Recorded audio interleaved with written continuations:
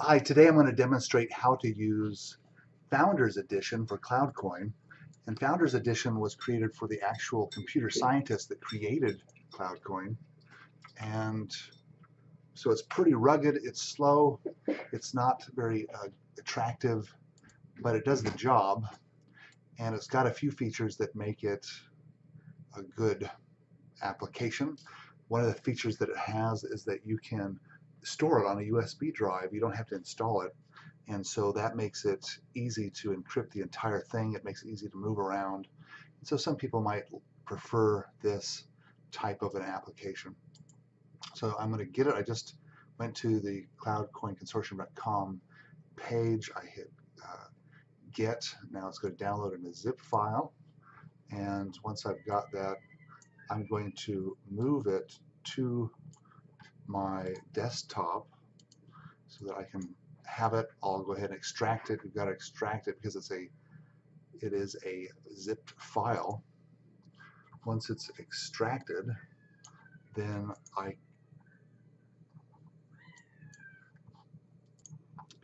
okay, I've extracted it. It's on my desktop somewhere. Here it is. So I'm going to go ahead and open it up. You can see that there is a folder in here called Release, and you can see all of the contents of this. I'm going to go ahead and just take that release out, put it on my desktop, and I'm going to get rid of these other files, and I'll change it so that it says CloudCoin. And okay, so I could put this on a USB drive if I wanted to. If I wanted to, also I could encrypt this. So if I go to File and Properties on a Windows box, I can go to Advanced, and I can encrypt the contents to secure the data. When I do that, that's going to make it so that if somebody steals my hard drive and they can't log in, they will not be able to get my files. But it's important to back up the encryption key, because if I don't, I won't be able to open this file either. So if you don't have the backup, it doesn't do you any good really to encrypt them. Okay, so now I've got the Founders Edition here. I'm going to right-click this and send it to my desktop. So I've got a link on my desktop. So this will just create a shortcut. Okay, so now I've got the shortcut to it, and I can, if I want to, I can tie that or pin that to my taskbar or whatever. I'll go ahead and start it up. And when I start this up, it says Windows Defender Smart Screen prevented an unrecognized app from starting. And so it's going to look at this and it's going to think that it's a threat, but I want to go ahead and run anyway. So I hit more information, run anyways. And another issue that you have is that some antiviruses programs will see this as a potential threat, and they might try to delete it immediately. And so we've seen that with a couple of programs. And so you want to try to tell that antivirus that this is a good program. It looks bad because it's old school console applications. You don't see it very often, but it is in fact good. Now what happened when I started it, in fact I can just start it again, so it starts over here on my other window. What it does is it goes out and checks the RAIDA, and it just echoes everything to make sure that they're there. If they're there, it turns out green. If they're not there, it turns out red. If it's all red, it means you probably don't have an internet connection. If there's some that are red, it means that those RAIDA servers are unavailable. And it's typical for these servers to go down. It could be that there is a natural disaster in Serbia and they lose electricity and the servers go down, or it could be that there's a monsoon in the Philippines and that'll cause the servers to go down. These servers are located all over the world. There's all kinds of things that can go wrong, but you don't need all of them. So if you've got the majority of them, at least 16, you're good to take control of coins. And so you'll see that we've got the RAIDA health. This shows that there's 25 out of 25 RAIDA servers up and ready to detect counterfeiting. We can see that we have a version July 18th. This will change, or this will allow you to update to newer versions. And we can see our commands, echo RAIDA, which if we do, it just basically does exactly what we did when we started the program. It goes out and checks them to make sure that they're there. I've got my show coins, number 2. That shows me what I have in my bank, and I can see that I have nothing in here, no notes of any kind, either perfect or fract. So I'm going to have to import them. So what I'm going to do is go ahead and import. But before I import, I want to put all of my CloudCoins into my import folder. So my import folder is in here, and here it is. So don't get confused import with imported. These are coins that have already been imported. These are the new ones that we want to, this is the import folder is the folder we want to put our new coins in. So I got some CloudCoins, and I'm going to go ahead and drop them in here. This application will take 2 types of files, stack files, which have multiple CloudCoins in them, and it'll also take JPEG files. So I'm going to move some JPEG files in here. And so here I've got about 8 CloudCoins, and I'm going to go ahead and put a counterfeit CloudCoin in here as well, so that you can see. Well, I'll tell you what, I'll do the counterfeit here in just a bit, but I do want to show you what it looks like when you get a counterfeit coin.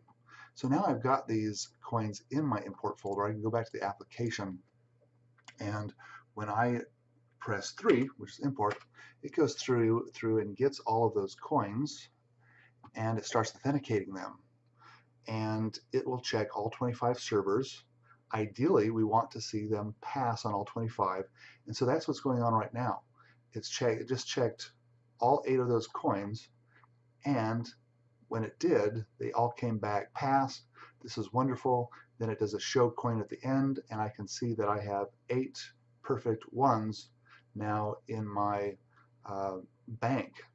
And so my bank folder is the folder that is where we keep all of the perfect authenticated coins, and you don't want to touch that or move things out of there. If you want to send your coins to somebody else, you want to export them. Okay, so now I'm going back to my import folder. You'll notice that all of the coins that I put in here are now gone. They've been moved to the imported folder, and I can see what I've already imported. If I try to re-import those same exact coins, I can't do it, because now those coins, even though they look the same, they got the same serial number, they're actually different. So those coins that I imported are now counterfeit. I'm going to take a coin that somebody imported into a iPhone application, and I'm going to import that. And so this is a counterfeit coin, and it's going to load, and it came back fail. Now some of them passed, but the great majority of these actually failed, and so that is in fact a bad coin. You wouldn't want to take that, you'd want to send that back to them. And when they are counterfeit, they're going to end up into the counterfeit folder, and I can see it in there.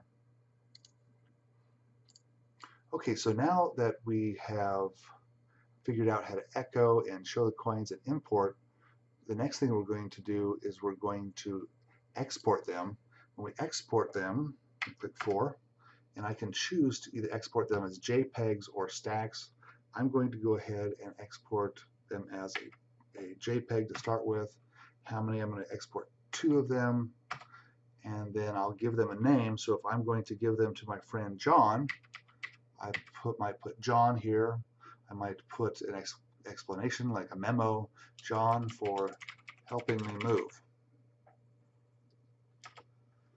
It's going to go ahead and export those 2 coins. Now if I want to get those coins, I've got to go to my CloudCoin folder again and look in the exported folder. So here I can see that they're in here, and if I open them up, I can take a look, and they should have a serial number that is unique to them. So if I go to my next one, I can see that this is 944, and the other one is 945. So 2 different coins. Now I can take them and send them to my friend John for helping me move. And it's pretty much the same thing if we export for stacks. So I'm going to hit 4 for export, 2 for stack. I'm going to go ahead and export 3 coins here. I'll say, let's say Betty for making me a cake. All right. Now if I look at my export folder, I'll see a stack file. And of course, I can send these files any way I like: email, Facebook, Skype, you name it. All right, so another issue that might happen is we might end up with fracked coins. And in order to show you a fracked coin, if I export coins, I should be able to import them again. So I'm going to take these coins that I sent to, or was going to send to Betty. I'm going to edit it with a notepad editor. And here's what CloudCoin's stack file looks like internally. I can see that here's one CloudCoin, here's another CloudCoin, and here's the third CloudCoin. So this is what they look like. They're just a bunch of random numbers. I'm going to frack one of these. So I'm just going to take it and change one of the numbers. And when I do that, now that coin is fracked. And I'll frack this coin here and this one. So we'll end up with 3 different fracked coins. I'll save this. And now I'm going to move it from my export folder to my import folder so I can demonstrate what it's like to import fracked coins. And again, don't be alarmed if your coins are fracked. The whole system is designed to be fault tolerant and to be able to fix itself. This is part of the self-fixing process. So I hit 3 and I'm importing them. It's taking my coins, it's testing them one at a time. I can see here that it fails where I fracked it, fails where I fracked that. And at the end, it says that we had imported 3 fracked coins. And none of them went to the bank. And I can see that now I've got 3 fracked coins. So I want to fix these, and I'm just going to type in number 5 and start fixing. So it sees that RAIDA 0, 1, 2, 3, so this is RAIDA 3, is fracked, so it's attempting to fix that. And when it succeeds, it will show you that they're all passed. And so that happened rather quickly, so let me scroll up and go back over it. But it showed that this RAIDA 3 was fracked. It used the corner friends, and these form little corners here, and they help each other. And it used a corner. All 3 of those came together and told the fracked server that it was fracked, and it fixed. And so at the end, it came back all pass. And then it moved on to the next coin, and it found that this was failed, and it will use 3 of the servers that form a corner, and that was also fixed. And our third coin, we had this one, it chose a corner, and again, it fixed that. So now all of my coins are perfect, and this is how we can lose RAIDA servers, and within seconds, we can have them rebuilt. So for example, suppose that we have a RAIDA server that's located in Australia.